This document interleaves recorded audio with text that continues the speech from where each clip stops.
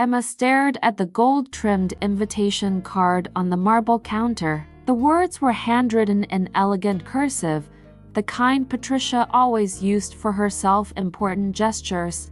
Dinner with the Hartwell family Friday at 7 p.m. The Violet Oak. It was signed simply with Mother, a name Emma had never grown used to hearing from her mother-in-law. There was no warmth in it, no affection, just another formal line from a woman who had always seen her as an outsider. She picked up the card, turning it in her hand, as if it might hold some hidden message. The Violet Oak wasn't just any restaurant, it was the fanciest place in the city. A waiting list 6 months long, the kind of place that served meals on porcelain so thin it looked like mist. Patricia never invited her before. In fact, most of their family events somehow always happened when Emma was conveniently unavailable. Emma didn't mention the card to Ethan right away. He was stretched out on the couch, scrolling through his phone like nothing ever reached him. When she finally showed it to him after dinner, his reaction was lukewarm at best. "Oh, that? Yeah. Mom mentioned wanting to do something elegant with the family. I guess she's trying." Emma raised an eyebrow. "Trying what? To finally include me after 5 years of marriage?" Ethan didn't answer. He just looked at her with that tired smile he wore whenever conflict edged close. It was his usual way: let the storm pass, keep the waters smooth. He had never defended her when Patricia made sly comments at brunches or passive-aggressively questioned Emma's upbringing. Emma had learned to swallow the cold glances and fake smiles, pretending it didn't sting. Still, something inside her, maybe hope, maybe pride, pushed her to agree. She would go, not because she owed Patricia anything, but because she needed to see, just once, if things could change, or if her silence all these years had simply made her an easy target.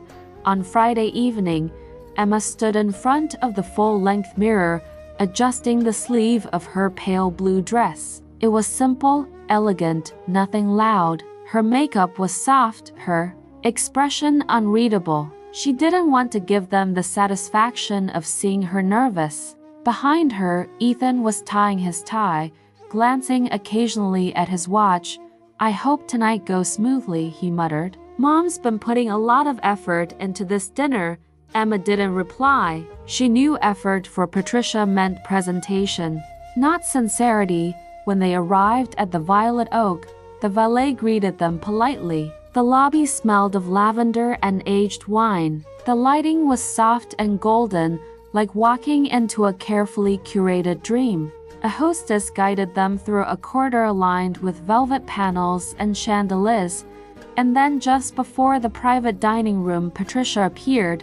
She wore an emerald dress, her hair swept into a precise bun, her diamond necklace glinting under the chandelier. Her lips curled into a smile, but it never reached her eyes. "Oh, Ethan, you made it," she said warmly, embracing her son. Then her gaze shifted to Emma, and the warmth vanished like mist. "Emma, you're here." "Lovely," Emma returned the smile without blinking. "It's good to see you, Patricia, of course." "Well, come." She turned on her heel, already walking toward the table. "Everyone's waiting." The dining room was breathtaking: white roses, crystal glasses, and a table long enough to seat 20. Ethan's siblings were already there, seated and laughing like they were at a gala. Emma recognized the forced tone in their laughter. It was always like this: beautiful on the outside, hollow on the inside. But what happened next was unexpected. Just as Emma reached for the chair beside Ethan, Patricia held up a hand. "Oh, Emma, darling," she said too sweetly, "we only reserved 10 seats. It's such a small room. We didn't realize you were coming." Ethan froze. Emma blinked. "I was invited." Patricia tilted her head. "Yes, well, it was a general invitation for family." "I assumed Ethan would explain." A tight silence fell over the table. No one looked at her. Emma stared at her husband. Ethan looked down at his plate, pretending to adjust his napkin. Something cracked inside her, but it wasn't sadness. It was the end of patience. Emma's lips curled not in anger, but in amusement. A small, calm laugh escaped her lips, quiet and slow. Patricia raised an eyebrow, unsure what was funny. But Emma didn't explain. She simply stepped back from the table, turned toward the door, and walked with purpose toward the front of the restaurant. She didn't look back, not at Ethan, not at Patricia, not at the beautifully dressed traders, who called themselves family, because Emma had one thing they didn't expect: she knew the owner. And tonight, she wouldn't be sitting outside waiting. She would be served like the woman they never bothered to understand. Emma stepped into the main lounge of the Violet Oak, her heels making a soft click against the polished marble floors. The warm lighting highlighted every glint of crystal and gold in the room. It was breathtaking, just like the first time she'd seen it, years ago, when she and David used to sit at the bar dreaming of what success might taste like. Tonight, it felt different. There was tension in the air the moment she passed the velvet rope. She walked with poise, her powder blue dress flowing gently with each step.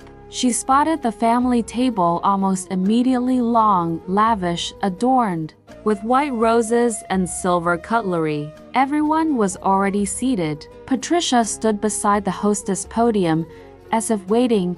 Emma gave a soft, polite smile. "Good evening." Patricia turned, her expression carved into a perfect mask of forced delight. "Emma," she said with a touch too much surprise, "you're here." "I received your invitation," Emma said calmly, showing the card from her clutch. "I assumed I was expected, of course," Patricia replied with a smile that didn't touch her eyes. Then she leaned in closer to the hostess, just enough that her voice wouldn't carry far. But Emma was close enough to hear it. "That one isn't with us. Please don't seat her." The hostess glanced quickly at Emma, confused. "Excuse me, ma'am, I said she's not part of the reservation. She wasn't on the list. We can't make changes last minute, you understand." Emma stood still, eyes focused on Patricia's lips as if watching a slow betrayal bloom. For a moment, she wondered if she'd misheard, but the hostess' awkward glance back confirmed it. Behind them, Ethan sat stiffly at the table. He hadn't even stood up when Emma arrived. His sister, Veronica, was already sipping wine, pretending not to notice. His brother, Justin, gave a single glance in Emma's direction, then quickly turned away, engrossed in his phone. Emma looked back at Patricia and said nothing. She didn't need to. The silence spoke more than any outburst ever could. She could feel the heat of embarrassment crawling up her chest, but she smothered it. Patricia wanted her to flinch, to leave humiliated. She would not give her that. "Actually," Emma said with a light tone, addressing the hostess instead, "I'd like to request a table. Just for one. I believe I'll enjoy my evening better that way." Patricia's eyes narrowed, clearly thrown off. "Emma, don't be dramatic." "I'm not," Emma replied simply. "I'm being practical. You made your message clear, and I respect clarity." The hostess, unsure, nodded slowly and led Emma away, her heels clicking against the marble. Again, this time sharper, firmer, louder. Patricia stood still, lips pressed, holding in whatever poison she wanted to spit. As Emma followed the hostess, she noticed staff turning heads, a few guests casting curious glances. It didn't matter. She held her head high, because unlike Patricia, Emma didn't need to beg for a seat. She was about to ask for one. From the man who owned the place, the man who owed her more than anyone in this building could guess. She passed through a side corridor, the air cooler, more exclusive. The staff led her toward a more private part of the restaurant. Then she spoke softly, "Is David in tonight?" The hostess turned, surprised. "Chef David?" "Yes, he's in the kitchen." Would you like to speak with him? Emma smiled, warm, certain. Yes. Tell him Emma Hartwell is here. And just like that, everything began to shift. The chill she had felt earlier was gone. A different kind of reception was coming, one Patricia never saw coming. Emma hadn't even reached the table when Patricia's voice cut through the soft hum of classical music playing in the background. Oh, Emma, wait, Patricia called out, her voice laced with saccharine sweetness that immediately put Emma on guard. She stopped, standing beside the elegantly set table as everyone turned to look at her. Forks paused mid-air. Conversations stopped. The attention shifted like a spotlight, but not the kind that made someone feel seen. Instead, it was the kind that made someone feel examined, judged, unwelcome. Emma turned toward Patricia slowly. Yes, there seems to have been a little miscommunication, Patricia said loudly enough for the entire table and surrounding guests to hear. Her smile was stiff, her hands clasped together like she was breaking the news of a tragic accident. The reservation was made strictly for family, just 10 seats. It's quite a limited space, you understand. Ethan still hadn't stood up. He sat at the center of the table, in a seat of silent betrayal, eyes fixed on his water glass. Like it might save him from the discomfort. His sister Veronica raised an eyebrow and took a slow sip of wine, clearly amused. Justin let out a low whistle, barely hiding his smirk. Across the room, two distant relatives whispered behind raised menus. Emma's throat tightened, but she didn't let it show. She wasn't going to give Patricia the pleasure of a flinch. Not tonight. I received your invitation, Emma replied calmly, holding up the gold card as if it were evidence in court. It didn't mention any restrictions. Yes, well, Patricia said, giving a small shrug. I assumed Ethan would clarify the details. You know how these things can get lost in translation. And we just didn't have time to adjust the reservation. It's a very exclusive restaurant, I'm sure. You understand. Emma took a slow breath. Her heart was pounding, not because she felt hurt, but because the restraint it took not to lash out was immense. Patricia hadn't just excluded her. She had staged this. Every word, every pause, every sideways glance was calculated to belittle her in public. One of the waiters hovered nearby, awkwardly holding a chair as if unsure whether to offer it or pull it away. He looked at Emma, then at Patricia, and then stepped back. Emma looked toward Ethan once more. He met her eyes for a split second, long enough to know he wouldn't say anything. Not to defend her, not even to disagree. That single look told her everything she needed to know. The disappointment wasn't new, but tonight it reached a different depth. There was no more pretending, no more waiting for someone to choose her.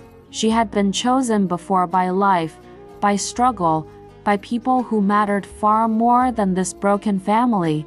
I see, Emma said quietly, her voice smooth, unshaken. Thank you for the clarification.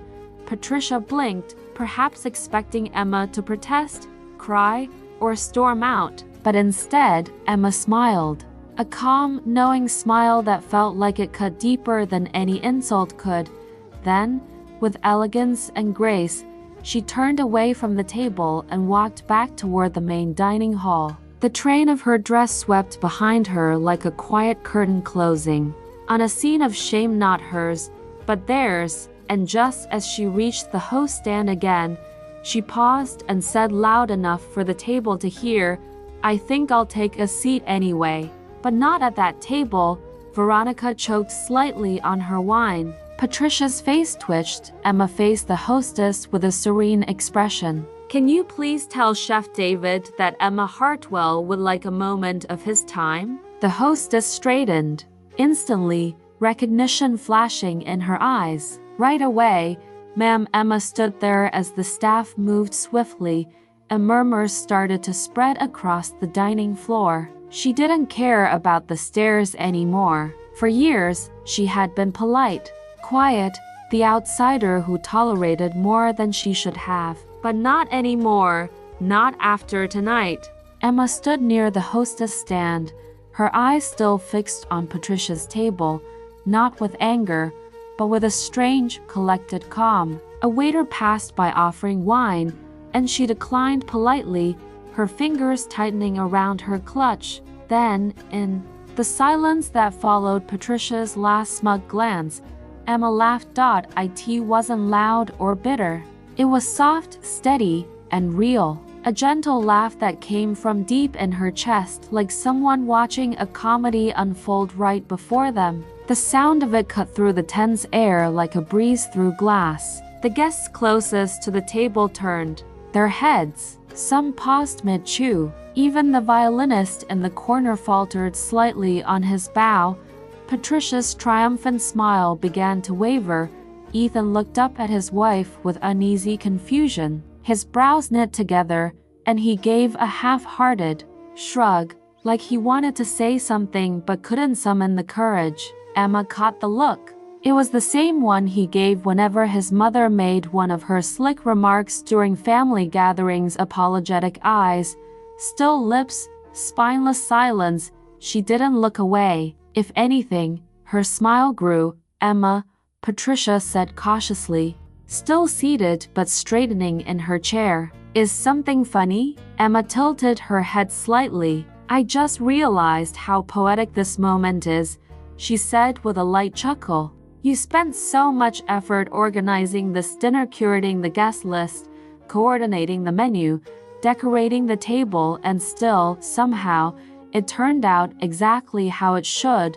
Patricia blinked. Excuse me. Emma leaned forward slightly, voice still gentle. Everyone's seated where they belong, especially me, because I would never choose to sit with people who only acknowledge me when they need to maintain appearances. The entire table froze. Justin awkwardly cleared his throat. Veronica's wine glass trembled in her hand. A distant cousin looked down, pretending to be fascinated by her napkin. Only Ethan sat unmoving, lips parted, still unable to speak. Emma, don't be dramatic, Patricia hissed, her voice sharper now. This is a family dinner, not a I am family, Emma interrupted calmly. Or so I was told. When it was convenient, she turned her body fully toward them, letting her eyes meet each face, one by one. I was patient. I tried.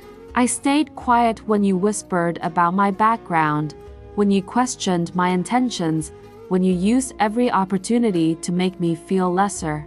Her eyes returned to Patricia. But tonight, you've given me a gift, Patricia scoffed. What gift? Emma smiled wide. The freedom to stop trying, and the clarity to see where I truly belong.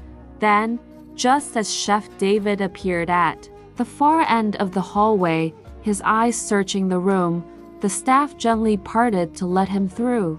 He was dressed in a pristine chef's jacket, still wearing his kitchen gloves. When his eyes met Emma's, he broke into a grin. Emma Hartwell, he called warmly. I was hoping that was really you. What a surprise. Patricia's head turned so sharply it was almost theatrical. She didn't recognize him, not yet. Emma stepped forward, offering a hand. Hello, David. The two embraced briefly, and he turned to the hostess. Table for Emma? Let's move her to the skylight booth. No one sits there but VIPs. Yes, chef, the hostess said quickly, already guiding them past the main dining area. As Emma followed, she glanced back one last time, not in spite, not in pride, but in quiet understanding. Patricia sat stiffly, her world starting to fracture.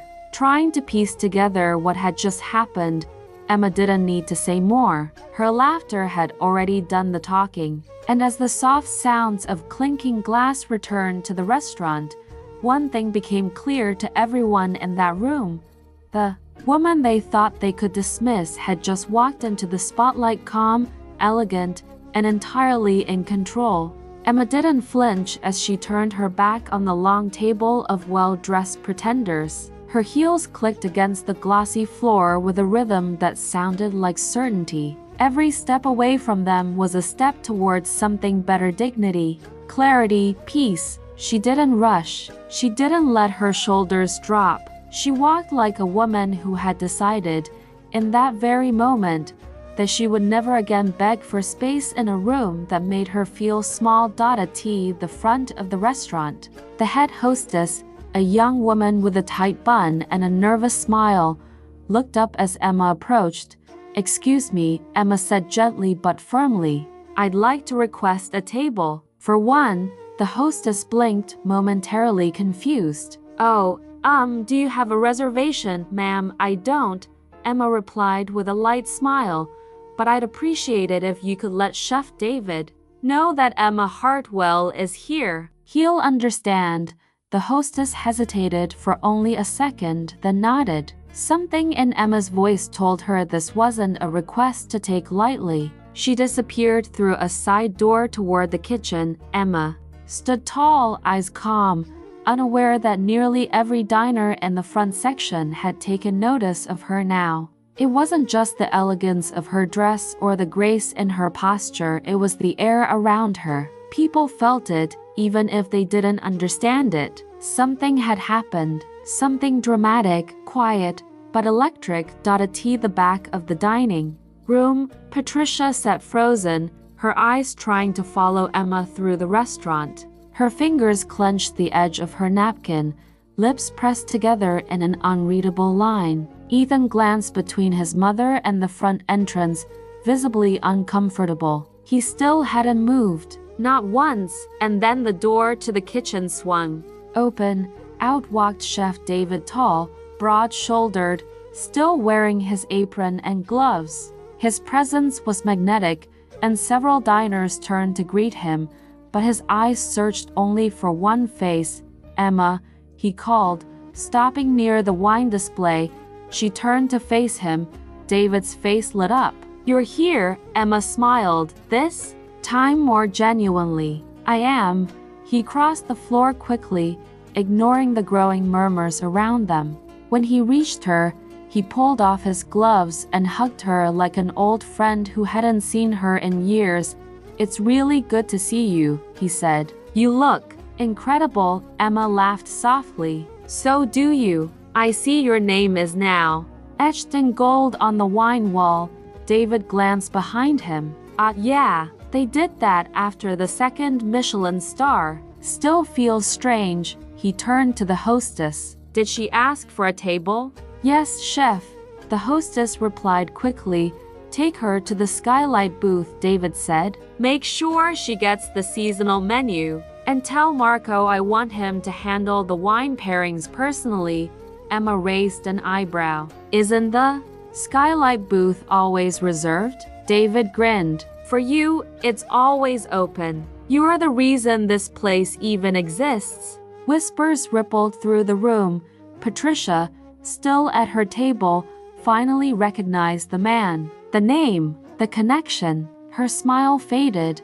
The staff led Emma to the best table in the restaurant, half secluded, bathed in soft skylight, with a panoramic view of the entire dining floor. As she walked across the room with David by her side, more heads turned. Guests paused their conversations. Servers stepped aside respectfully, and from her new table, Emma sat down gracefully and looked out across the room, her eyes passing over the family who had tried to erase her. She didn't raise her chin in pride. She didn't gloat. She simply existed in a place where she was truly welcome, seen, respected, and valued. That was the power move, not revenge, not cruelty, just knowing her worth and daring to ask for a seat where she belonged. David stood beside Emma's table now, his tall frame commanding attention in the soft skylight. He hadn't changed much since the early days, but the way he carried himself was different, more polished, confident, yet still with that spark in his eyes that Emma remembered from years ago. The guests around them leaned in subtly, unable to look away. They all knew who David was, the head chef and owner of the Violet Oak, the culinary prodigy behind its 2 Michelin stars. But what they didn't know, what no one expected, was the connection he had with the woman now seated like royalty in the best spot in the house.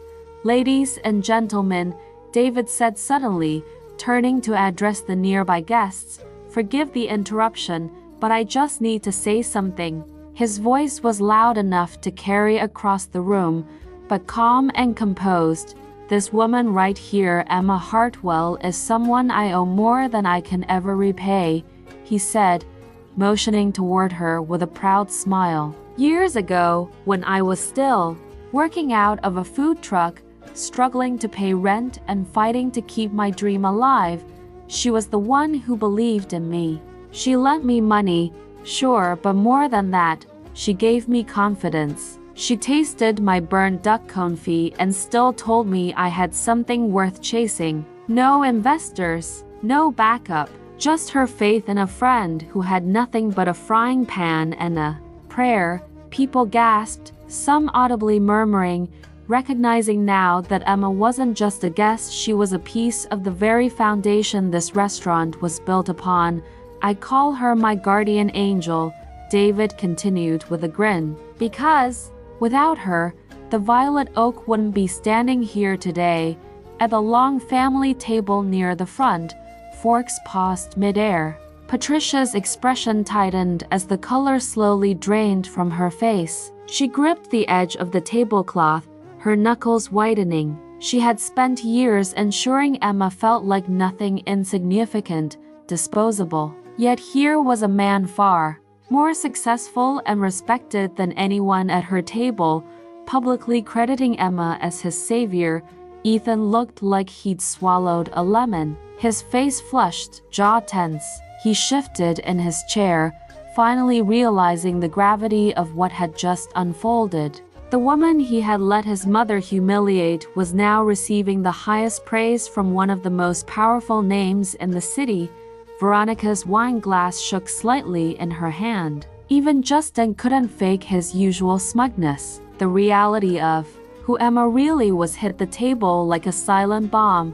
Back at the skylight booth, Emma smiled gently, her cheeks coloring with humility. "David," she said softly, "I didn't do that to be thanked." "I know," David said, pulling out the chair across from her. "And that's exactly why you deserve it."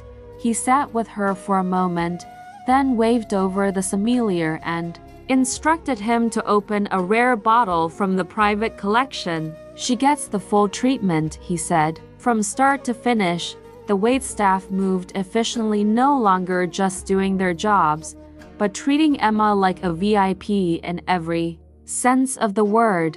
Dishes were brought out, each explained in detail. The seasonal menu was customized on the spot, just for her. Every eye in the restaurant was now on her, not with pity or disdain, but with admiration and curiosity. Emma didn't look back at Patricia's table again. She didn't need to. The shift had happened. She wasn't the outsider anymore. In fact, she had never needed their approval. All along, they were the ones who needed her but were too blind to see it. And now, in the warm glow of that skylight booth, surrounded by respect, gratitude, and the soft music of silverware and conversation, Emma simply sipped her wine and smiled, not out of revenge, but because she finally felt what they never gave her: belonging. Emma sat gracefully at the chef's private table, nestled under a glass dome of soft skylight and surrounded by quiet elegance. It was a table few had ever seen, let alone been offered, reserved only for royalty, heads of state, and now her. From this seat, she had a full view of the open concept kitchen and the entire dining room, including the long table where Patricia and the rest of the Hartwell family sat, now noticeably more silent. David, still in his chef's coat, rolled up his sleeves and returned to the kitchen himself. He wasn't leaving her meal to anyone else. While his team paused and offered to assist, he waved them off and began prepping, his movements fluid and focused. For him, this wasn't a performance, it was respect, gratitude, and something deeply personal. The staff knew what this meant. Marco, the sommelier, approached Emma with a smile and placed a rare vintage wine gently on the table. Chef David said to start with this, he said. Only 3 bottles left in the house. You get the first. Emma blinked. That's too much. Marco leaned in and whispered. For you, he said, there's no such thing. Dishes began, arriving art on a plate. The first was a truffle-stuffed raviolo with saffron cream and edible gold leaf. The second was roasted sea bass atop purple potato puree and glazed bok choy. Each dish came with a handwritten note from David, describing why he made it and what it meant from their shared history. Remember when we tried to make pasta in your tiny apartment kitchen? Here's what it was supposed to taste like. One card read, followed by a smiley face. Emma chuckled as she read it. She felt warm, cared for. Not for appearances, not for show, but for real. All around the dining room, patrons turned their heads to look at her. Waiters whispered. The woman who was coldly dismissed by her own family now sat glowing in candlelight, her every need anticipated before she could even speak. She never had to lift a hand. Her napkin was folded for her when she stepped away. Her water glass never dropped below full. The pianist even transitioned into her favorite piece, a small detail David had remembered from long ago. Patricia's table was quiet now. The laughter had stopped. The wine no longer flowed as freely. No one touched their food. Patricia stared straight ahead, jaw locked, her expression stuck between confusion and anger. She couldn't understand how the woman she had spent years trying to belittle now commanded a room filled with wealth and class, and without saying a single word. Ethan, for the first time, looked unsure of everything. His eyes kept shifting toward Emma, but he never stood, never approached. Maybe guilt kept him rooted, maybe pride, maybe fear of what Emma might say if he dared to speak. His silence, once his protection, now made him look small. Veronica leaned toward Patricia and whispered something. Patricia shook her head sharply. Whatever was said, it didn't matter. The damage was done. Across the room, guests who didn't even know Emma began asking waiters who she was. Is she a celebrity? A secret investor? Some kind of royalty? The staff answered simply, she's a close friend of Chef David. She helped him build this place, and that was enough to change everything. Emma watched all of it unfold with calm eyes. She never once smirked. She didn't wave. She didn't gloat. She just existed comfortably, beautifully as herself. This wasn't a revenge served cold. This was a respect earned and returned in full, plated in fine china, garnished with grace. By the time dessert came, hand-rolled dark chocolate truffles, infused with lavender and sea salt. Emma had already stopped noticing the stares. She didn't need their approval. She had her piece, and for the first time in years, she tasted joy not from the food, but from the freedom. Emma was finishing her second course, a delicate quail breast glazed with citrus honey and served on a bed of wild greens, when she noticed movement out of the corner of her eye. The atmosphere around her remained serene, subtle candlelight, soft music, attentive staff, but there was a different kind of tension building just a few tables away. Ethan had stood up from the family table. For the first time that evening, he looked truly uncertain. He adjusted his blazer and glanced toward Patricia, who barely nodded in reluctant approval. Then slowly, he began to walk across the restaurant floor, every step feeling heavier as whispers followed him. Eyes turned, but not in admiration. People noticed. People watched. Some even shook their heads, maybe out of second-hand embarrassment, maybe out of confusion. Emma took a sip of her wine and calmly set the glass down. Her eyes met Ethan's just as he reached the edge of her table. "Emma," he said softly, his voice laced with regret. "Can we talk?" She looked at him for a moment, then glanced toward the plate in front of her.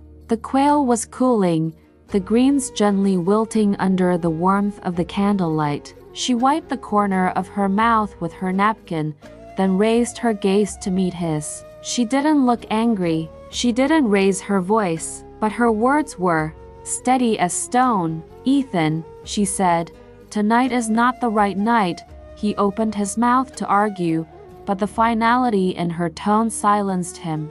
"Please," he added, "I didn't know my mother would do that." "I didn't think you didn't think," she repeated, this time with the faintest edge. Exactly. His shoulders slumped, and for a moment, he just stood there lost, uninvited and suddenly out of place in the very space where he had once felt superior.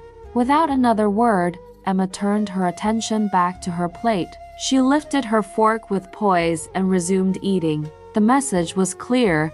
He was no longer part of her table, her world, or her peace. Ethan lingered for a few seconds longer, then slowly turned around and walked back toward Patricia's table, his footsteps heavier than before. As he returned to his seat, the silence between him and his mother was louder than any confrontation. Patricia watched Emma from across the room, her wine untouched. Her expression was no longer smug. It had hardened into something else: recognition. Maybe guilt, maybe shame, or perhaps the painful understanding that all her efforts to break Emma had failed, not because Emma fought back, but because Emma never played the game Patricia designed. She had misjudged her from the beginning. She thought Emma's silence was weakness, her kindness was naivete, her simplicity was lack of substance. But tonight, seated in a spotlight of quiet dignity, Emma had revealed the truth. She didn't need validation, approval, or revenge. She had everything already: grace, strength, and the respect of people who mattered. Patricia looked down at her plate, no longer hungry. The roast duck that once looked so exquisite now tasted bitter in her mouth. Her friends at the table didn't speak. Even Veronica, who always had something snide to say, kept her gaze low. The entire Hartwell family was suddenly small, dwarfed by the presence of the woman they had pushed away. Emma didn't look back. She didn't need to. Their silence was louder than apologies. Their regret was already being served cold, quiet, and deserved. Download as audio. Tanya chat-gapped.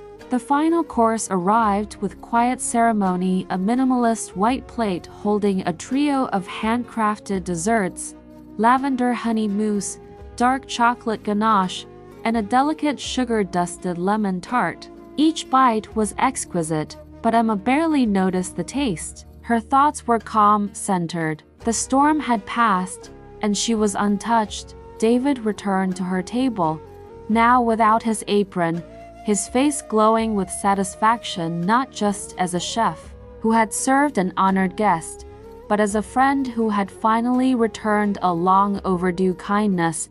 "I hope everything was to your liking," he said gently. Emma looked up at him and smiled. "It was perfect. Every single thing." He nodded and leaned in slightly. "You know, you didn't have to say anything. Just being here tonight, that was enough." She held his gaze for a second longer, a quiet understanding passing between them. Then she stood, smoothing the skirt of her dress. The restaurant was still full of whispers, still filled with eyes watching her every move. But this time, it didn't feel like scrutiny, it felt like respect. A waiter appeared with her coat, already pressed and ready. Another held the door open, offering a polite bow as she passed. Emma walked slowly, unbothered, elegant. She didn't turn her head once, not toward the table she'd been rejected from, not toward the man who had once claimed to love her but couldn't even defend her when it mattered, not even toward Patricia, who now sat staring into her untouched wine glass, hollow and pale.